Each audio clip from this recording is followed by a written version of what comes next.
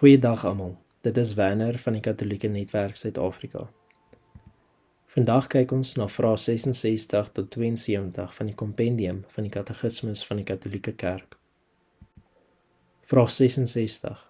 In watter opsig is die mens na die beeld van God geskep?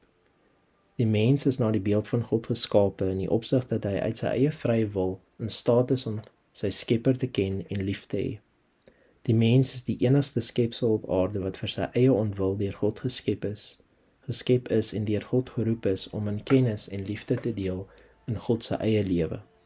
Omdat hy na die beeld van God geskape is, het die mens die waardigheid van 'n persoon. Hy is nie iets nie, maar iemand, in staat om homself te ken, om homself in vryheid te gee en 'n verhouding met God en ander mense aan te gaan. Vraag 67. Met watter doel het God die mens geskep? God het alles vir die mens geskep, maar die mens is geskape om God te ken, te dien en lief te hê. Die mens is geskape om in hierdie wêreld die hele skepping in danksegging aan God op te dra en om verhef te word tot die lewe met God in die hemel.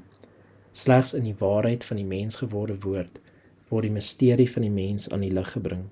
Op sy beurt is die mens bestem om getrou die beeld weer te gee van die mens geworde seun van God, hy wat die volmaakte beeld is van God wat self nie gesien kan word nie. Kolossense 1 vers 15. Vraag 68. Waarom vorm die mens 'n eenheid? Alle mense vorm die een mensdom, omdat almal hul gemeenskaplike oorsprong van God het. Verder het God uit een mens al die nasies gemaak, Handelinge 17 vers 26. Almal het dus een en dieselfde heiland of verlosser, en almal is geroep om deel te hê in die ewige geluk van God.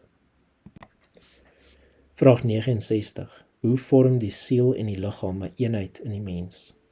Die menslike persoon is 'n wese wat tegelyk liggaamlik en geestelik is. In die mens vorm die gees en die materie een enkele natuur. Hierdie eenheid is so diep, dat danksy die geestelike beginsel wat die siel is, die liggaam wat stoffelik is, 'n menslike en lewende liggaam word en deel het aan die waardigheid van die beeld van God. Vraag 70. Wie gee aan die mens sy siel?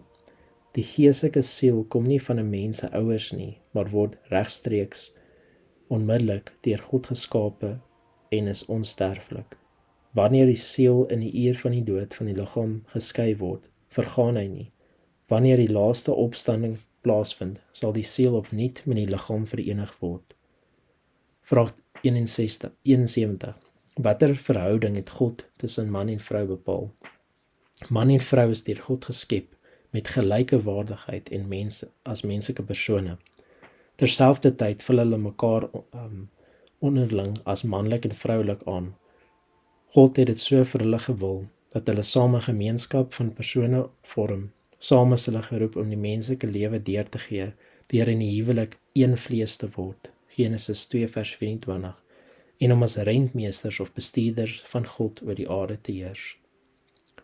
Vraag 72. Wat was die oorspronklike toestand van die mens volgens God se plan? Toe God die man en die vrou geskep het, het hy hulle op 'n besondere wyse in heiligheid en geregtigheid laat deelneem aan sy eie goddelike lewe. Volgens God se plan sou die mens geen lyding of sterwe moes verduur nie. Bovendien het daar volkomme harmonie in die mens self geheers en ook tussen die skepsel en die Skepper, tussen man en vrou, asook tussen die eerste menslike paar en die hele skepping. As jy enige vrae het oor die Katholieke Kerk of in die proses is om te keer tot die kerk of iemand ken wat 'n bekering tot die kerk is en wat ondersteuning nodig het, moenie huiwer om na ons uit te reik deur die e-posadres of daar die selfoonnommers. Die Here seën u.